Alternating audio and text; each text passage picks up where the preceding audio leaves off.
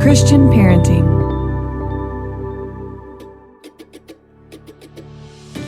Welcome to the Christian Parenting Podcast. I'm your host, Steph Thurling. I'm the Executive Director of Christian Parenting, a mom of 3, and I am so glad that you're here. This is a place where you can bring your real self, no matter what that looks like today, and be given the space, resources, and encouragement you need to set aside perfection and grow into the perfectly imperfect parent God made you to be.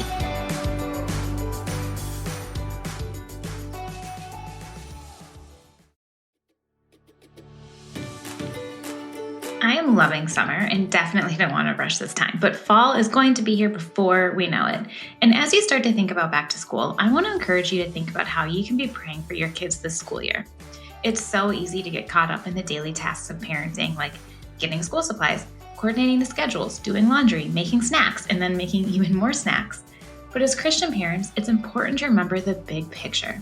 The one thing that truly matters is teaching our kids to know, love, follow, and share Jesus.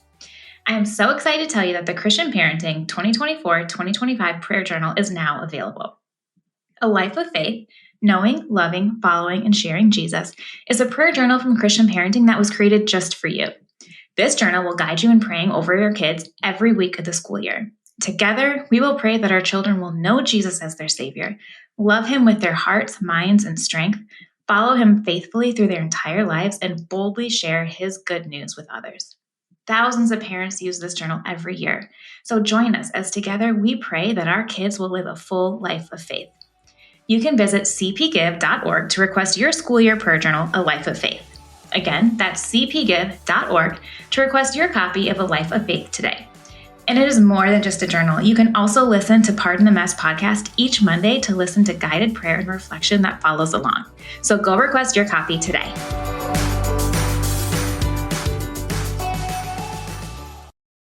Hey guys, welcome to the Christian Parenting Podcast. I am so glad that you're here with me this week as we are continuing along talking about navigating politics. We're doing a few of these episodes, but if you are looking for more resources to navigate this political season, you should definitely check out our newest Christian Parenting digital guide, Politics Simplified. This is a free digital download giving families faith-based guidance for the political season.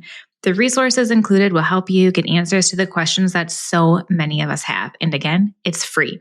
You can find it on the Christian Parenting website. You can go to christianparenting.org/store. So definitely go check that out. Again, it's Politics Simplified.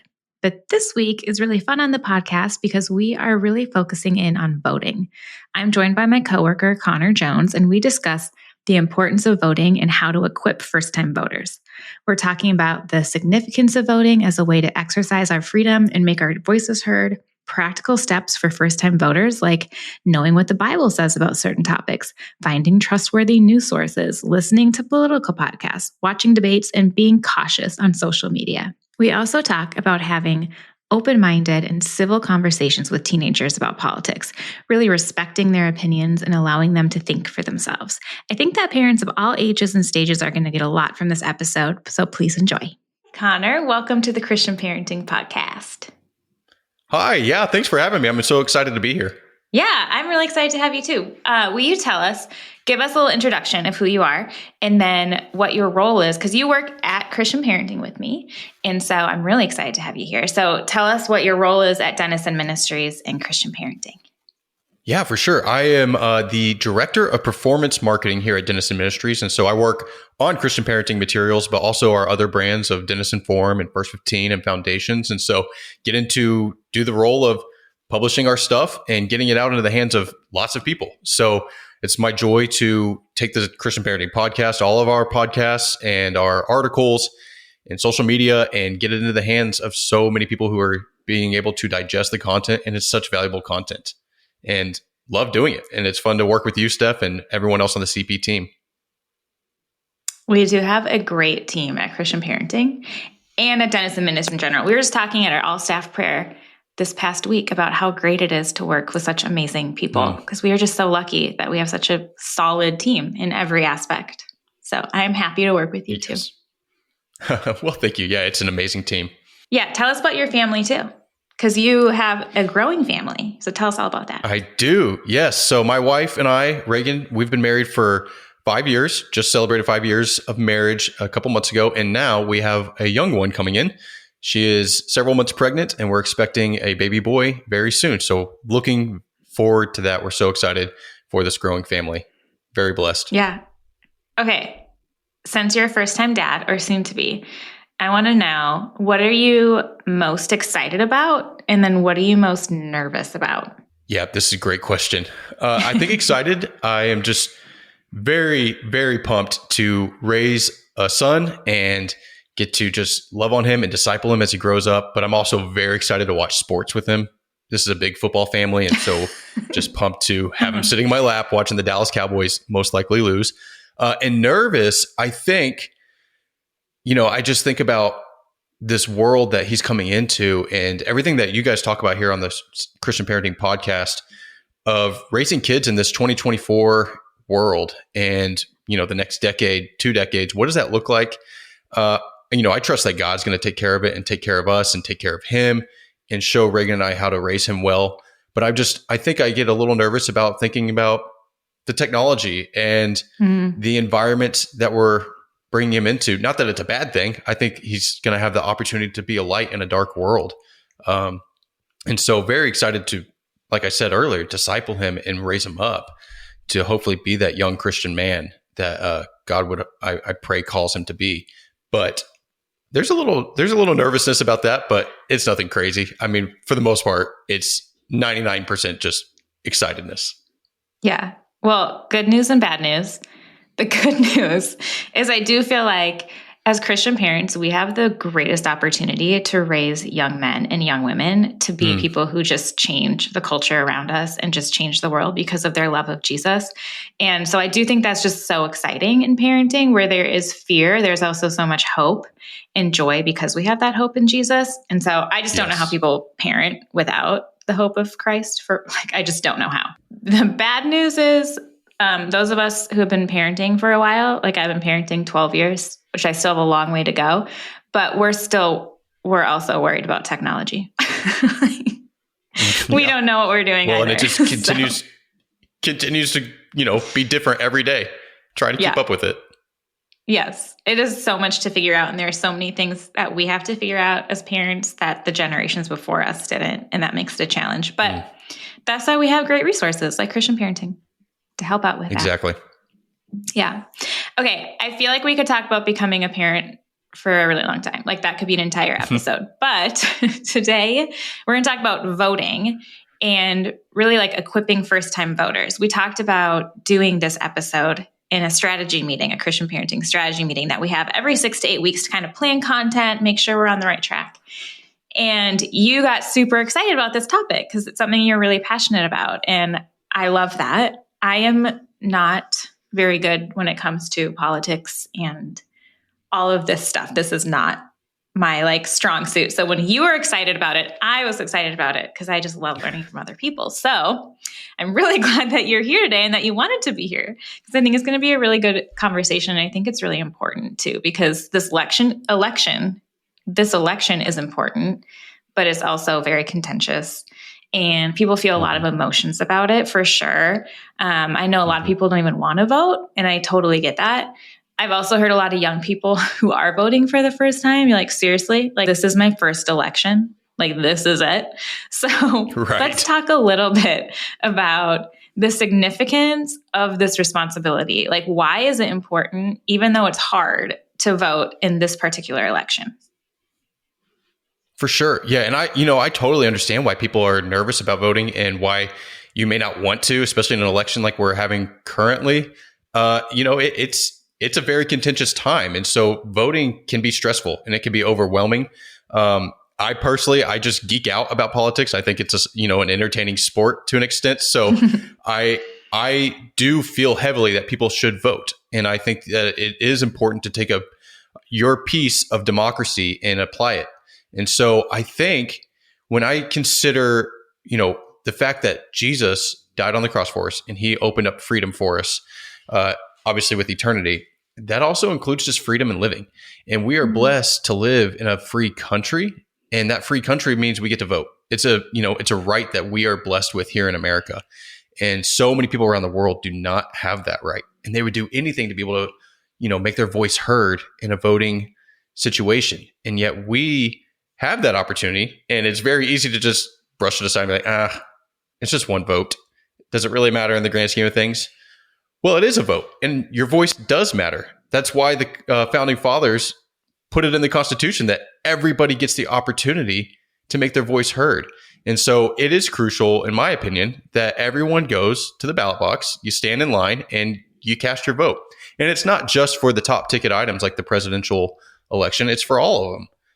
When you're voting for local elections, when you're voting for senator, when you're voting for Congress, your voice matters. And especially on those smaller elections, you are one of a fewer group of people. So that one vote can sway quite a bit, or a small group of people, a few hundred people can sway that. So, we call those swing voters, and you can potentially be the swing vote. Yeah. Okay. I want to make sure that we touch on those smaller local elections too as we talk, because they are really important, but they're way more overlooked because they're not everywhere on the news all of the time. So that is a good point. And it is easy to forget that we are so lucky to be able to vote. We just forget so many of the freedoms that we do have, and that everyone else in the world would just be so happy to have them. So I love that. That's a good point. So because it's important to vote, let's talk about making the most of it and being informed. Can you give us, I like to get really practical here. So for the parent listening who wants to talk to their teenagers, or for the teenager listening, let's talk about some practical some steps for some first-time voters. What can they do to prepare for their first trip to vote? Yeah, this is a great question. Yeah, if you have a teenager or a young adult who's going to the ballot for the first time, or maybe it's their second time, maybe they voted in 2020 or 2022 midterms, and they're still just I don't even know how to prep for this. There's actually quite a few things that you can do practically. And so I would say number one is know what the Bible says about certain topics and issues. And we've got hardline stances that we can take, knowing the Bible has its clear indications on what you should think and how you should feel about very high-end topics, ones that can be controversial. But when you stand behind biblical truth, you feel right. You know that it's exactly what God's calling you to vote for. So find what the Bible talks about. But there's also a bunch of topics that the Bible does not discuss. You don't read about inflation or education in the Bible that much. So on those types of topics, find trustworthy news sources. So my suggestion is to actually find 5 different news sources and make sure it's a diverse set of news sources. Don't just find a conservative news outlets or left-leaning news outlets. Find a mix so that you're getting multiple voices and you're hearing from multiple different people who are in Congress, people who are on a news station or their social media news pundits, whatever that looks like. Find those trustworthy news sources. And knowing a trustworthy news source means reading their stuff and seeing if it actually adds up. If it doesn't, or if you're I don't know if this is real or true, or it seems edited, if it's a video clip that doesn't look like it's actually accurate and it's making a candidate look worse or better or whatever that could be, especially in today's TikTok environment, that is a very big thing, splicing videos. Trustworthy news sources are places that you can go and okay, they've done their due diligence, they've done their investigations, or whatever it is, they've done their reporting. There are people on the ground in the White House or in the halls of the Capitol building, and they are applying their knowledge and their reporting skills to this to make sure that it's fair and accurate. And then beyond that, one of the best ways that you can take in content is to actually listen to podcasts. Similar to this, like we're doing right now, but there are plenty of political podcasts out there. And I would suggest going to find a few of those. And the reason I suggest that is because if you watch the news or you read a tweet, you are getting a very, very summarized version of what's happening in the world. So a news interview with a politician will last typically 5 to 8 minutes. A podcast will last usually about an hour, sometimes a little less, sometimes more. I mean, there's certain podcasts that will go 3 hours. So you're getting a long form conversation that allows you to hear from these candidates and really hear what they're saying and thinking and what they believe. And then it allows them to present their vision. and it allows podcast hosts to ask more engaging and more difficult questions that require a longer response. And they've got the time and the space to do that. So find podcasts either that they're interviewing candidates or that have political pundits and reporters that are able to get more in the weeds on what's actually being done in Washington, D.C. or in your local elections, whatever that looks like. And then I would say one of the last two things would be to, this is a fun one, sort of, watch the debates. That can be a time of just like, oh my gosh, what's going on here? But it is a time to see how your candidates are looking, sounding, listen to their message. Do you agree with what they're saying? Do you disagree with what they're saying? And then typically debates, especially in a presidential election, will drive conversation for days amongst people in your circles, on news, on the podcast, on social media. And then the last thing I would say is be on social media, not necessarily in a way of go see what all the people in your life are saying about something, because that's where you can get into some trouble and end up in a dicey situation in a comment section. But find people on social media, journalists, or find news pundits and news sources on social media that are providing great insight into things that are being said on the campaign trail, on a debate. A great place for this is Twitter, X now. That's where you can find all kinds of people who are providing incredible insight. So journalists and news sources are awesome there, and political pundits that are giving great opinions. TikTok, I know, is a great spot as well. That there's tons of information going out there, and Instagram, all of them. Social media can be a good place. Now you got to be very, very careful. And I would highly discourage ever getting into any sort of social media argument or even conversation. You're likely not going to change minds online, but go there and find some good information. Yeah. Okay. I want to break down some of those things. Sure. I agree that it is so important to listen to voices that think differently than you do. I think my husband and I talk about this all the time, because I'm like, I just get exhausted when you just end up in the same rings talking about the same things. Like, we all agree with each other. Mm-hmm. Like, we might as well not even discuss this. So that is really important, but it's really easier and a lot more comfortable to kind of stay in a circle that agrees with you. But then if you go online and you go to watch a news source, or you go read a different article with a different viewpoint, so many times it can be talking about the same issue and just saying completely opposite things, speaking as truth. So like, how do you navigate all of that? Like, how do you take news source from maybe the left and news source from the right that are saying contradicting things, and how do you put it together to make the best decision for yourself? Yeah, that's a really, really interesting question, because it's kind of difficult. I mean, and this is why I actually suggest reading from both sides or listening from both sides, because part of what politics is and part of what voting is making up your mind yourself. Mm. And so coming to a conclusion of, okay, this is what the left is saying, this is what the right is saying, this is what this group is saying.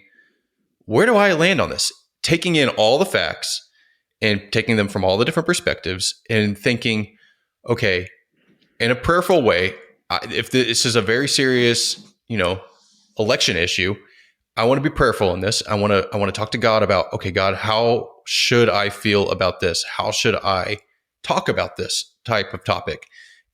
And taking in all that information and letting it kind of, over time. This is why I suggest doing research as early as possible leading into an election, not just the day before, because some of this takes time to parse through and to really think through.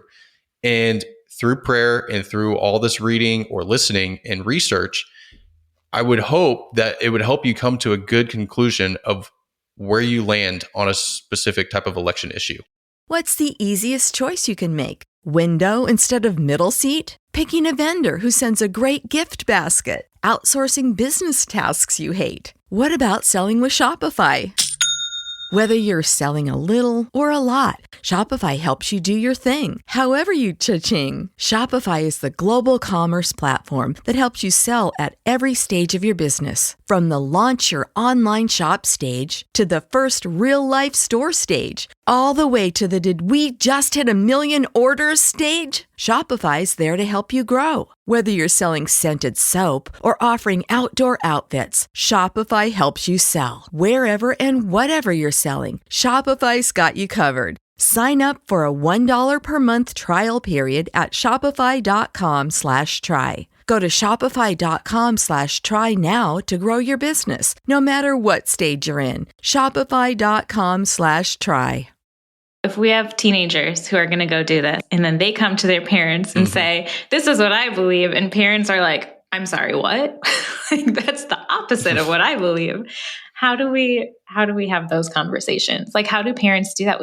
Talk about those things with their teens if they're on completely different pages. Yeah, this is a very big issue, and I would say it's probably more so than ever. The generational differences are huge between teenagers today and parents. Teenagers are going to see the world differently than you do, and I think that is something that you're going to have to just understand when you talk to them about politics. And so that can be hard to have a child come and totally just disagree with you, and you could be tempted to just believe they're doing it out of spite for us, and it's a rebellious phase. But you got to let them think for themselves. I think the best thing you can do is allow that. Open up a safe space for them to speak about what they're thinking and believing on political issues, and give them the space to talk it through. If you are generous in that way and open to letting them talk, even if they completely disagree with you, it can open up the floor to a very civil conversation. And I think most teenagers actually do value their parents' thoughts and opinions and the wisdom that they have from life experience.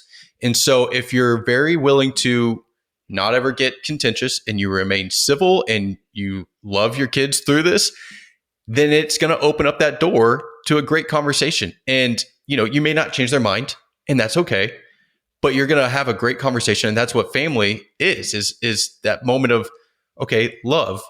And even in a very kind of difficult type of conversation, you can still have those great moments, and it can lead to election day. And you both feel like, okay, you know what? If they don't vote the way I do, that's okay. We can continue to talk about it or whatnot. But I am fully on the team of politics should not make any big divisions in friends or families. It's not worth it. It is important, but it's not worth damaging very important relationships. And so if that's going to happen, then I would really suggest not even discussing politics at all if you think it's going to get to that point. So as a parent, it's a little bit on you as the older person to be a judge in that sense and think, is this going to be damaging or is this going to provide fruitful conversation? And just love your child. Even if they don't agree with you on politics, that is okay. Yeah. You're not going to agree on everything, I suppose, for the rest of your life. If there are teenagers, when we're talking about social media, if they're like new voters, young adults, teenagers listening who want to find some good sources on social media, or parents who are thinking, yeah, the generational gap is huge, I should be on social media watching what my kids are watching. Like, what are some good, trustworthy sources within social media that people could check out to kind of be informed? Sure. Yep. So, we actually have a partner ministry. Denison Forum is one of our other brands. I think that is a fantastic source. It is a nonpartisan source, and it applies biblical perspectives to all news stories. And so every day we have the daily article that comes out, and it's talking about the top headlines of that day and applying biblical perspectives. And Denison Forum is on social media. It's a great place to go see all the articles that are coming out and podcasts coming out from there. But also there's all the big media news sources that you would think, a CNN, a Fox News, New York Times, they're all on social media as well. But what I actually really suggest with those is finding individual journalists on social media and seeing what they're saying, because what they're not doing is getting everything parsed through a large media ecosystem. They're if it's on Twitter, they're tweeting out what they're hearing and thinking right then. If it's on Instagram, they're getting a video out of a few hours later and talking about something, and they're able to get more in depth with that and provide a great synopsis. And then, like I said earlier, find those news sources that will be tweeting out their articles, tweeting out their podcasts, or posting them on Instagram or on TikTok or wherever, Facebook even. Facebook's not as friendly for news sources now, so I don't know if that's a great source for finding these places. I would say Twitter, Instagram, and TikTok are actually probably the best, or just going directly to, these places' websites. If you want to go to a news source website, that's a good spot as well. But I understand what you're saying. It's as a parent, you want to know what your kids are taking in, and the best way to do that might be to be on social media as well and just see what people are saying there. Yeah, probably for everything, not just politics, right? Like enter into their world a little bit and you're going to understand them better. Just probably a good reminder for everyone. To wrap us up, let's give some final kind of advice or encouragement for parents and for first-time voters. So what do you want to just kind of leave parents with as they finish this podcast and get ready to send their kids out to do the research and go vote for the first time or two in their life? Yeah, I think the best thing you can do as a parent, like I said a few minutes ago, is let them think for themselves. Let them make up their own mind. And if you are someone who is voting for the first time, just don't get overly stressed. It is a big deal to vote, but I don't think it's a big enough deal to feel so much stress and angst about. It is a freedom that we have and a right that we have, and everyone should vote. Take the next few weeks or months or days, whenever you're listening to this, between now and the election day, and do some research and kind of maybe take some of those practical steps that we talked about of following news sources and educating yourself on candidates' policies, going to their websites and seeing what they have on their docket to do once they win the election, should they win, and just go to the ballot box confident in what you feel is the right way to vote, and pray about it. If you're super anxious about it or you're really torn about something, pray about it. And I think you'll have the opportunity to let God give you some peace through that and through that question. And if you're worried about how your kids are going to vote, pray about it and think about, God's going to give them peace too. And just let everybody, let your kids go and think for themselves and vote for themselves. And I would say you do the same thing, and just know that whatever happens, God's in control. That's the biggest piece here. Is we have a beautiful, beautiful God who's going to take care of everything, and he's in control of all. And so we can trust that we're in good hands because we're in God's hands. Yeah, absolutely. All right. So I actually have one more question for you, because I feel like, kind of as we discussed, healthy dialogue is just so important between all relationships, but especially between parents and their kids. So if parents want to ask their kids some questions that will spur on like really healthy and good dialogue about voting or the election, like what are a couple things that parents could ask their first-time voters? Yeah, sure. So I think one of the best things that you can ask just right up front is, hey, how are you feeling about this election? How are you feeling about voting? Are you anxious? Are you excited? I mean, you could get a mixed response there. You might have, one kid who's like, I am so excited. I'm ready for this. I've been doing my research. And you might have another who's like, it stresses me out. I don't even want to think about it. Like, talk to them about that. If they are anxious, walk them through that. If they're excited, be like, okay, tell me why, I would say just get a pulse for how they're feeling. If you've got experience voting and you've done this, share that wisdom. Be like, okay, hey, here's how we can approach the ballot box on election day, and give them some of that, comfort and peace. Or just be like, cool, I'm glad you're excited. I am too. Or maybe you're anxious and your kid can actually give you some encouragement. I would also say maybe approach specific election issues and say, hey, what are you thinking about X? What are you thinking about this very difficult issue? Is it a foreign policy? Is it LGBTQ issues? Is it Israel, Gaza? Is it all of that? Things that are very important to the younger generation. Talk to them about that. And, like I said earlier, bring it up in a civil way. Don't ever come in some sort of, with a, I don't know the word to use here, but I would say just come in with a nice demeanor and ask carefully and caringly. Yeah. And open-minded. And lovingly. Yeah. And bring that conversation up.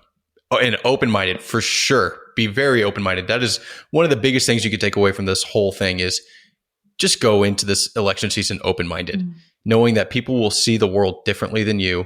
Generations will see it differently. It all comes down to where you're from, how you're raised, what's your life like, what's your career. You're going to see things completely different than others, and that is okay. And there's going to be disagreements, and that is okay. So recognizing that, encouraging a kid in that, recognizing that they will have disagreements within their family, within their friendships, all of that, and reminding them that they ultimately are rooted in Christ. That's the bigger deal than any sort of political discussion. So asking them, I think, what their thoughts are on specific topics is a great place to start and a great place to lead into deeper conversations about politics. Yeah, those are really good. I feel like that would be helpful for parents, because I think sometimes we want to ask those questions, but we just don't know where do we start? What do our kids want to talk to us about? What do they not? But it's just a good starting point. And then hopefully the conversation can continue. Well, and that could be a good question itself. What do you want to talk about? Asking them, what matters to you the most? What is it that you care so much about that we should have a full discussion about it and engage that with them? Yeah. They're going to have things that they're very passionate about. That's the biggest thing. We all do, and teenagers really do. And they're in a peer pressure bubble. And so they're going to hear it all around them, all over social media, all at school, wherever they're at. If they're in college, it's going to be all around them. So ask them, what is that thing? What do you really want to discuss and get deeper on? And I think that they'll really appreciate that question. That's a great one, Steph. Yeah. Well, I feel like that would also be a really good opportunity for parents to learn from their kids, because that answer might surprise you. Like, they might be passionate about something you had no idea that they were passionate about, or something that you don't know anything about. So then that could be a teachable moment for you too, which is always cool. My kids are little, but I'm looking forward to them teaching me all sorts of things. I mean, they already do, but like about bigger issues like politics and stuff. Yeah. For sure. Yeah, I think that's going to be so fun. That's one of the things I'm very excited about is, as my son grows up, what is he going to be passionate about? And what does that tie into with politics? I don't know, but it's going to be very fun to see. And I know your kids are going to grow into these moments where they find something that is just invigorating for them, and they love to talk about it and think about it. And it's an issue that they care a lot about. And so, yeah, they're going to teach you all kinds of stuff. So that's fun. Yeah. I think that's a really exciting thing to consider and think about, and hopefully give you some awesome conversations that you both will remember. Yeah, absolutely. Well, thank you so much for being with us today. I think this will be very helpful, very practical, and just encouraging for parents who are maybe and kids who are feeling just a little unsure about what is to come in the next few weeks to months here with this election season. So thank you for speaking some light into this and being with me today. Yeah, thanks for having me. For me, it's a fun topic, but I know for many, it's an anxiety driving topic. So it's great to talk about it. And I appreciate you having me on the podcast. Yeah, absolutely. Thank you so much for listening, you guys. I am so glad that you spend a little bit of your time every week joining me on this show. If you could take a moment and just leave a review, it really helps other parents be able to find this content so we can reach even more people. I really love Connor's reminder today to trust in God's sovereignty and to approach politics with love and understanding. I hope that you found this conversation as helpful as I did. I have links and show notes for you if you need to find anything. And thank you again for being here. May God bless you this week. May you remember that God is sovereign over all things, including politics and our country, and He goes before us. May you faithfully follow Him this week and every week.